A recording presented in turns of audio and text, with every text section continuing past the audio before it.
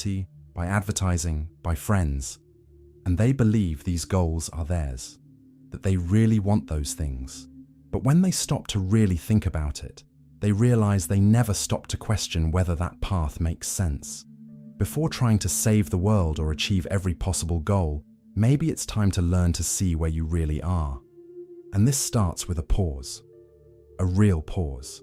Not that weekend pause where you're on your phone the whole time, but a real pause where you stop thinking and start feeling, where you let the mental noise settle down and allow life to show itself as it really is. This leads us straight to an essential question. Think with me. How many hours of your day do you spend just thinking? Planning the future, remembering the past, worried about problems, imagining conversations that will never happen. The mind never stops. It's a constant noise that accompanies us from the moment we wake up until bedtime. And we've gotten so used to this noise that we don't even notice it exists anymore. We live as if thinking were the only way to be alive, as if life happened inside our heads. But it doesn't. Thinking all the time separates us from real life. While you're in your head, you're not living. You're just reacting to your own thoughts. The silence that truly saves us isn't that tense silence of someone worried waiting for something bad to happen. It's not the empty silence of someone bored not knowing what to do. It's the complete absence of thoughts that allows us to feel the world directly, without filter, without interpretation, just the pure experience of what's happening now. This kind of silence reveals things that are in front of us all the time, but that we never notice because we're too busy thinking about life instead of living it. It's in this silence that truth appears.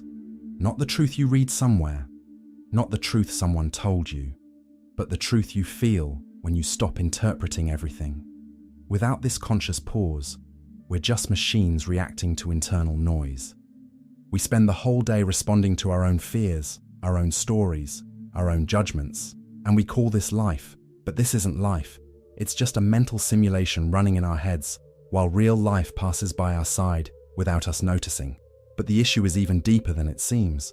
When you're always in your head, listening only to your own internal voice, you lose contact with reality. Everything becomes theory. Everything becomes idea. Everything becomes explanation. And we call this life. But concepts and words will never be the experience itself. You can read 1,000 books about swimming, but that won't teach you the sensation of water touching your skin. You can study for years about love, but that won't make you feel what it's like to truly love someone. You can memorize all the theories about happiness, but that won't make you happy. Reality only happens when we stop interpreting it and start living it as it is, without judgment, without analysis, just presence. But we're afraid of this, because truly, living means giving up control. It means accepting that we don't know as much as we think. And the ego doesn't like that. It prefers to live in the illusion of knowledge than in the honesty of experience. So we spend our whole lives reading about life, thinking about life, planning life, and we forget to live it. We look at the sky and a thought about the sky already comes. We talk to someone and we're already thinking about what we're going to respond. We eat without tasting because we're distracted by our phones. We walk without seeing the path because we're lost in thoughts. And then the end of the day comes and you don't even really know what happened because you weren't present in anything. You were floating in a cloud of ideas about life while real life was passing by your side. And the worst part is you don't even realize you're doing this. It seems so natural to live in your head that you think that's how everyone lives. But that's not how life should be. It's just the way we learn to run from it. If you're enjoying this content, you might also like our exclusive material that's in the first pinned comment. Let's delve now into one of humanity's greatest illusions, money. Because this is probably the strongest trap of all. Money is useful, nobody can deny that. It makes life easier, solves practical problems, opens doors. But money isn't life. It's just a symbol, a measuring tool. Just as a ruler measures length but isn't the length itself, money measures value but isn't the value. It represents the possibility of exchange, but it's not the thing itself that you want to exchange. Think about a simple situation. If you were lost on a desert island, alone, with nobody around, you could have millions and millions in your bank account, but what good would it do? You'd starve to death just the same. Money doesn't plant food, doesn't build shelter, doesn't create drinking water. It only works in a system where other people agree that that paper or those numbers on the screen have value. Outside this system, it's worth absolutely nothing. It's just painted paper or virtual digits with no meaning of their own. Confusing the symbol with what it represents is the root of all modern obsession, and practically everyone has fallen into this trap without even noticing. We spend more time thinking about money than about the things money should provide us. We work for years to save money, but don't have time to use that money to live. We accumulate numbers in an account while life slips through our fingers. And then one day, we wake up old and realize we traded everything that really mattered for something we could never really enjoy. Money became the goal instead of just being the means. And when that happens, you lose the purpose of everything. And this confusion leads us to a completely bizarre behavior when we stop to analyze it from the outside. Many people prefer to accumulate figures over living real experiences. They work 20 years at a job they hate just to save money for the future. They give up their health, their relationships, their moments with family, all in the name of financial security that may never come. And even when it comes, they discover that the lost time doesn't come back, that their children grew up while they were at the office, that their bodies aged while they were accumulating money to enjoy later, that their friends disappeared because there was never time to meet up. The excessive focus on money makes us forget that life happens outside the numbers. You can't eat money, you can't hug money, you can't feel love looking at your account balance, you can't recover a lost moment with a child because you were busy working.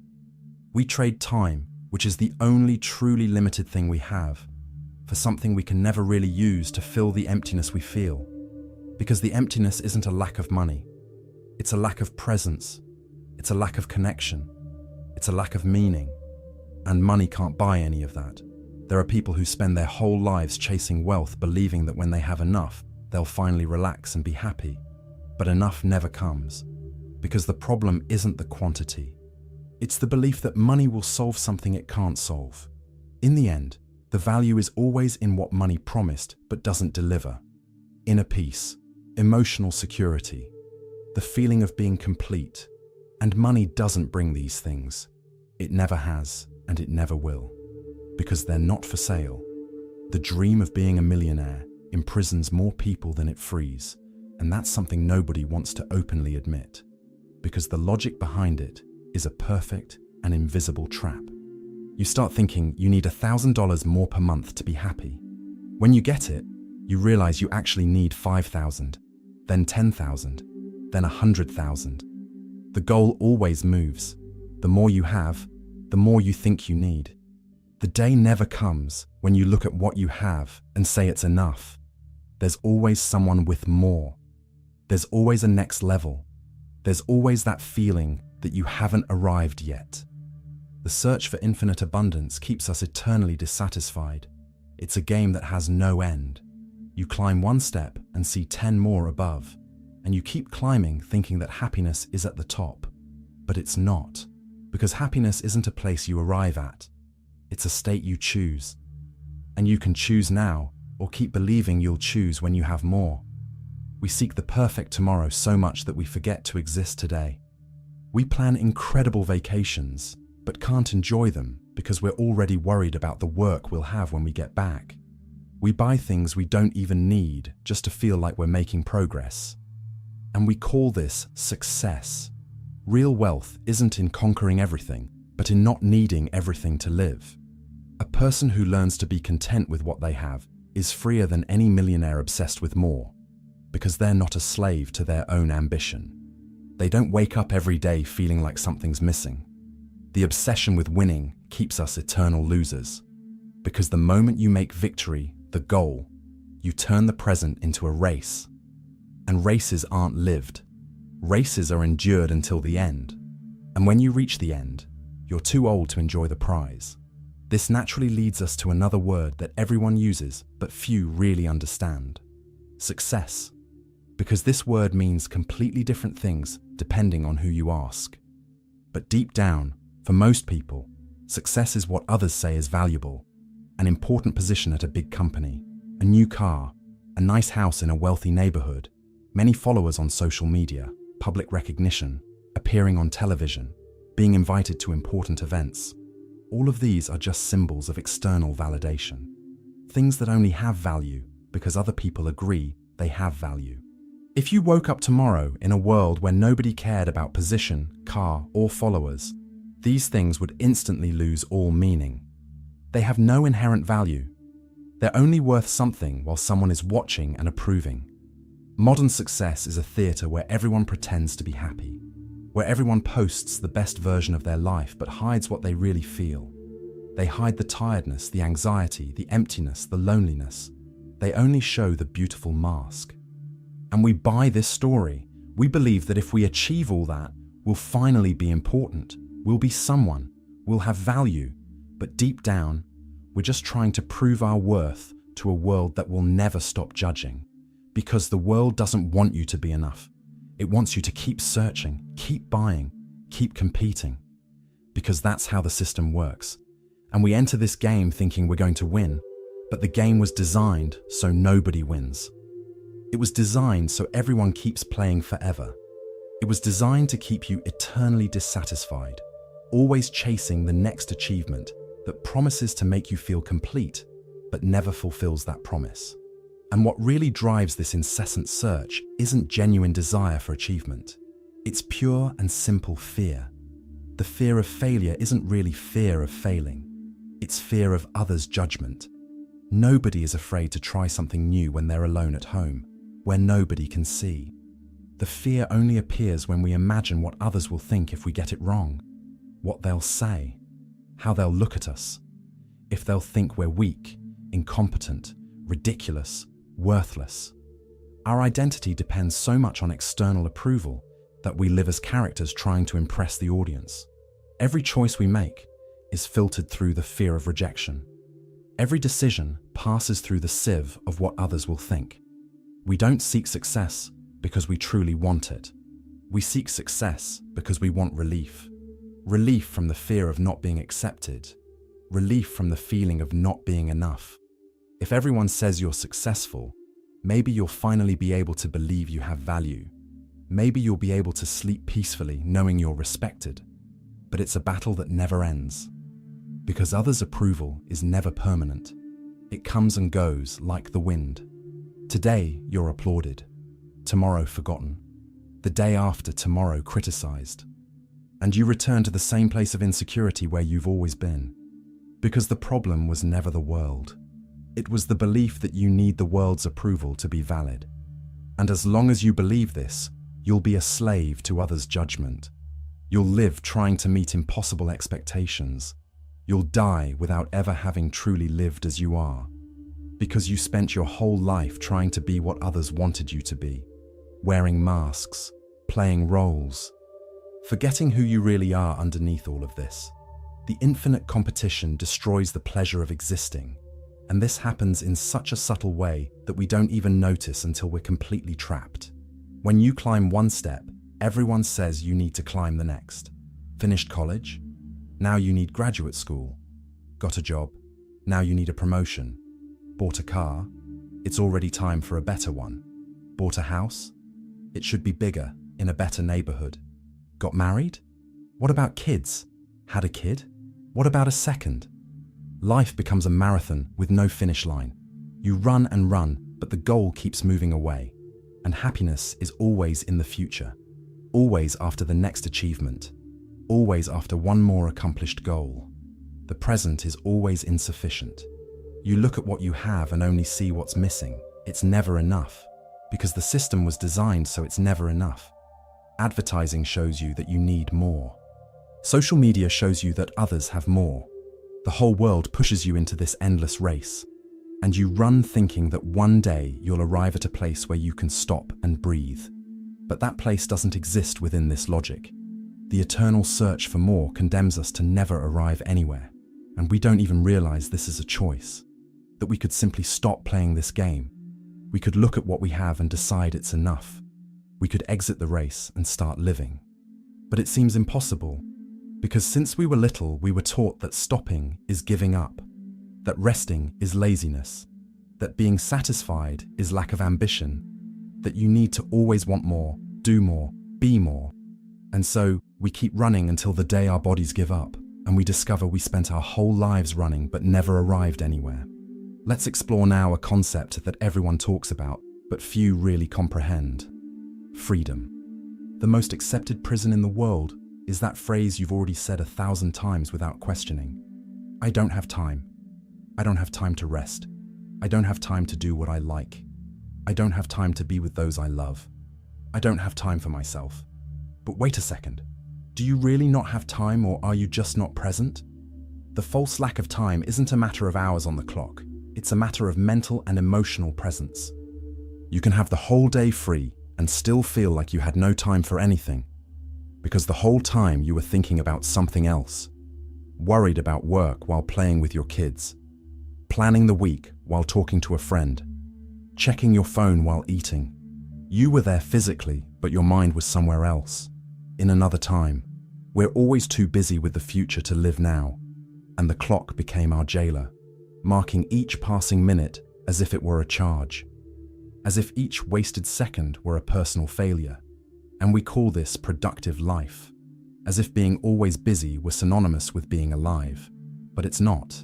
Being busy is just a way to escape, to not have to face the emptiness we feel when we stop, to not have to feel the discomfort of being present. Because being present hurts sometimes. It means feeling everything, the good and the bad, the joy and the sadness, the peace and the anguish. And we prefer the distraction. We prefer the constant noise that prevents us from hearing the internal silence. Because in silence, all the questions we avoid appear, and we don't know how to deal with them. The truth that nobody wants to accept is simple but profoundly frightening when you stop to really think about it. The present is all that exists. It's not pretty philosophy. It's not poetry to decorate conversation. It's concrete and undeniable fact. The past is already over. No matter how much you think about it, you can't go back. You can remember, you can regret, you can feel nostalgic, but that's already gone. It doesn't exist anywhere except in your memory. And memory isn't reality, it's interpretation. It's the edited version of the facts. The future has never started. It might not even arrive. You can plan, you can dream, you can worry, but none of that is real. It's just projection, imagination, expectation, mental fantasy. The only moment where something truly happens is now. This second, this exact instant where you're reading these words, where your heart is beating, where you're breathing. And even so, almost nobody is present in their own life. The mind is always somewhere else, remembering what passed, planning what's coming, fearing what might go wrong, waiting for what hasn't arrived yet. We flee from the only place where true freedom exists, because being present means feeling everything without filter, the intense joy and the deep pain, the genuine pleasure and the real discomfort, the absolute peace and the naked anguish. And we don't want to feel all this. We want to control. We want to avoid what's bad and hold on to what's good. But life doesn't work that way. It happens now, with whatever comes. And the only real choice we have is to be here or be lost in our thoughts. It's to feel life or keep imagining how it should be. It's to accept what is or keep resisting the present while we wait for a future that never comes. And to justify this constant flight from the present, we create elaborate narratives about the past that seem to explain everything. We say we are the way we are because of a difficult childhood, because of something traumatic that happened, because of someone who hurt us deeply, because of a difficult situation we lived years ago. And these stories become part of our identity. We repeat them so many times they start to seem like absolute and unquestionable truth. We become prisoners of these narratives. They determine how we see ourselves, how we behave, what we believe is possible for us. But these stories don't truly define us. They're just interpretations. ways we found to explain why we are the way we are. And interpretation changes depending on mood, moment, perspective. The past doesn't push the present like a domino that knocks down the next. There's no straight line of cause and effect determining each step we take. That's illusion. It's the present that creates the past. We choose which memories have power over us. We decide to keep believing these stories. We give life to them each time we tell them. Life doesn't move from back to front. It's not the past that brought you here.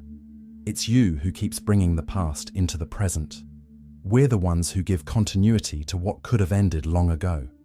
We're the ones who carry the weight of what could have been left behind. And as long as we do this, we'll keep believing we're not free, that we're trapped by what we were, that we have no choice, when in truth, every moment, we can choose to be different. We can let go of old stories and live without them. This brings us to the great invisible villain of this whole story, the ego, because it's what keeps all these illusions working perfectly.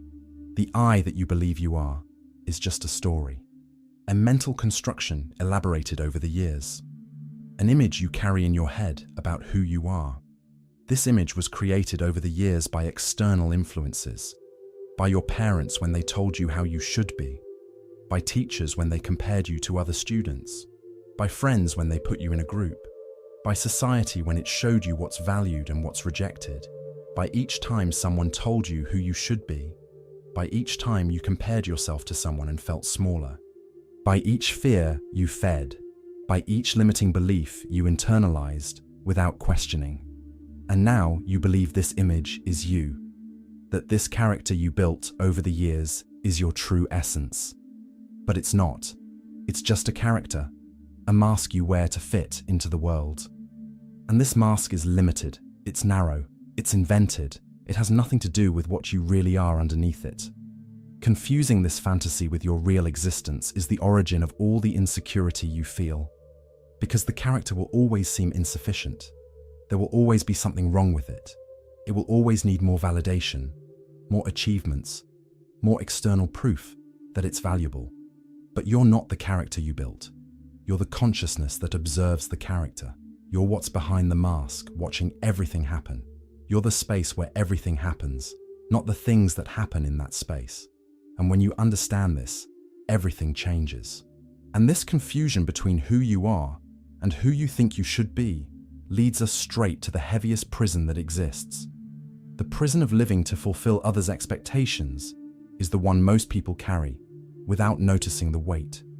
Since childhood, they told you how you should be, how you should behave, what you should want, what you should achieve. Be a doctor, be a lawyer, get married, have kids, buy a house, be successful, be respectable, be normal. Don't be too different.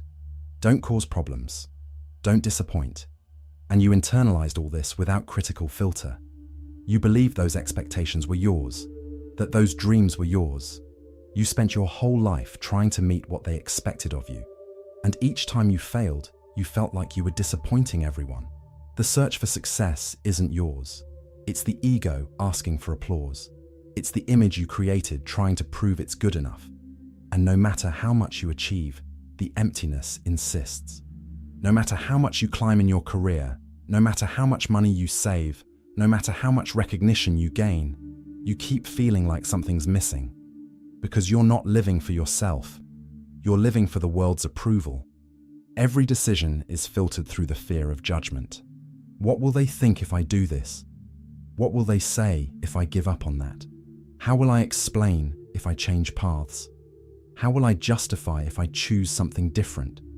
Every goal is chosen based on what others will think, not on what really makes your heart beat faster. And you call this your dreams, but they're not yours. They're the dreams they put in your head about who you should be. They're expectations disguised as ambition. They're others' desires that you started calling your own. And so you live a life that isn't yours, pursuing goals you didn't choose, trying to be someone you never truly wanted to be. And the more you feed this fabricated character, the more trapped you become in it. The ego's success is the true self's failure. The more social recognition you gain, the stronger the character becomes. People start to see you a certain way. They expect specific things from you. They put you in a box, and you feel like you can't leave that box. Because if you do, you'll disappoint everyone. You'll lose the respect you conquered. You'll lose the identity you built with so much effort. And the stronger the character, the farther you get from yourself. Life becomes a constant spectacle. You become the artist trapped in their own role. You can't leave the character because people expect that version of you. You can't be vulnerable because that would destroy the image of strength you built. You can't admit you don't know because the character always knows. You can't show fear because the character is brave. And so you live a comfortable lie.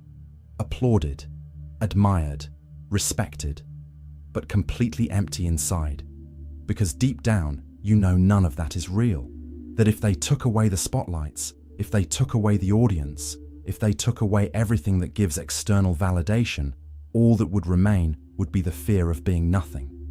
Of discovering that behind the mask, there's nobody. And that's the fear that keeps you trapped in the role. Because it's easier to keep pretending than to face the emptiness. It's more comfortable to maintain the illusion than to face the naked truth of who you are without all these masks. But there's a possible awakening in the midst of all this darkness. And it begins when you understand a simple but revolutionary truth.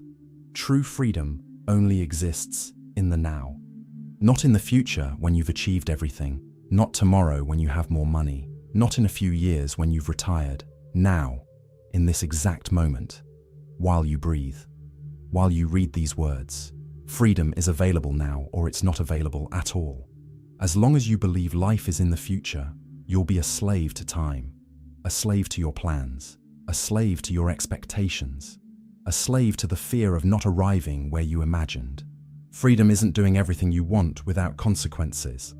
It's not having enough money to buy whatever you want. It's not having power over others. It's not having responsibilities. Freedom is being awake to what's happening. It's letting go of life's control. It's accepting life as it is in this instant, without resistance, without the constant need for it to be different, without trying to change what can't be changed. Now is the only place where you can exist without fear. Because fear always lives in the future, in the imagination of what might go wrong. But if you're truly present, completely present in what's happening now, there's no space for fear.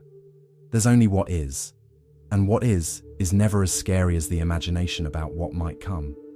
Freedom isn't in changing your external circumstances. It's in changing your relationship with them. And this only happens here and now. Not tomorrow, not later. Now is when everything happens. Life begins when you stop running from it. And this seems simple when you read it, but it's the hardest thing that exists when you try to do it. Because running is comfortable. It's familiar. It's what you've always done since you can remember.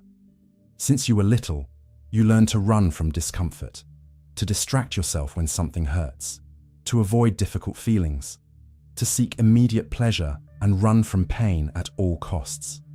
You run into thoughts when reality gets too heavy. You run into plans when the present is insufficient. You run into distractions when the emptiness appears and threatens to swallow you. Phone, television, food, work, dependent relationships. Anything to not feel what's happening now. Anything to not have to face what you really are when you take off all the masks. But nothing prevents your awakening except the belief that you need to be someone different first. You think you need to achieve more before you deserve peace. Learn more before you're wise. Improve more before you're accepted. Solve all problems before you relax.